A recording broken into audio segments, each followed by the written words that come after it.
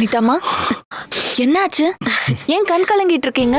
ஒன்றும் இல்லை சக்தி, உங்க சிவா சார் என் லைஃப்ல மறக்க முடியாத ஒரு காரியத்தை பண்ணிருக்காரு. அதை நினைக்கிறப்ப என்ன அறியாம அழுக வந்துருச்சு. அப்படி என்னம்மா சிவா சார் பண்ணாரு? நான் பர்த்டேக்கு ஸ்பெஷலா புடவை கட்டணும்னு சிவாவை எனக்காக போய் அழகான புடவையை செலக்ட் பண்ணிட்டு வந்திருக்கான். அதான். ரொம்ப சந்தோஷமா.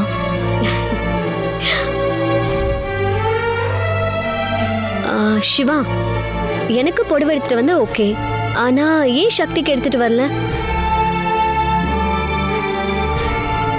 அது வந்து அது சிவா, என்னோட பர்த்டே எல்லாருக்கும் தெரியும். ஆனா அன்னைக்கு இன்னொரு முக்கியமான விஷயம் இருக்கு.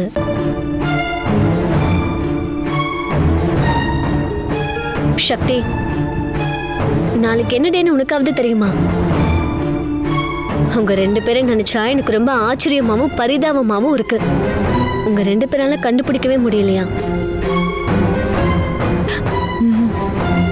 சிவா, அன்னைக்குதான் சக்தியோட பர்த்டேவும்.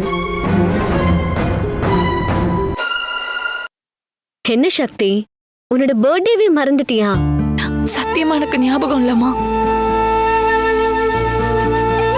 என் அம்மா இறந்து போனதுக்கு அப்புறம் என்னோட வாழ்க்கையில பல விஷயங்களை நான் மறந்துட்டேன்.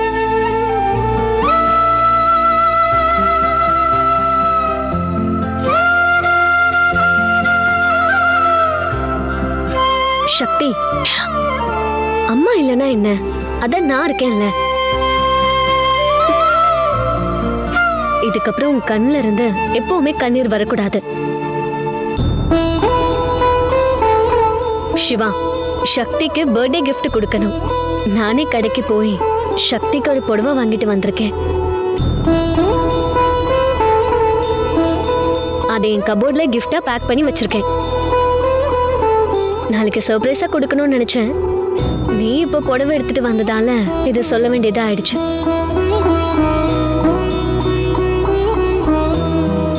ஓகே சிவா, என் பர்த்டேக்கு நீ கிஃப்ட் கொடுத்துட்ட. இப்பதான் சக்தியோட பர்த்டேவும் தெரிஞ்சிருச்சுல்ல. நீ என்ன கிஃப்ட் சக்தி கொடுக்க போற? அதெல்லாம் எதுவும் பிளான் பண்ணல அனிதா. இங்க பாரு சிவா, நீ சக்தி மேல எவ்வளவு அக்கறை வச்சிருக்கேன்னு சக்தியை விட எனக்கு நல்லாவே தெரியும். நீ என் மேல பாசம் வச்சிருக்கேனா சக்தி மேல நீ உயிரையே வச்சிருக்கேன்னு எனக்கு நல்லா தெரியும்.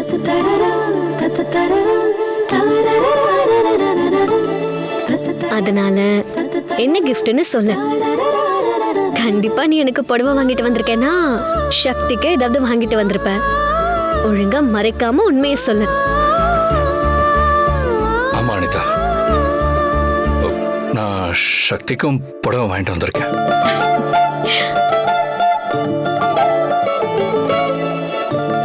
ஒரு நிமிஷம் இதை வந்துடுறேன்.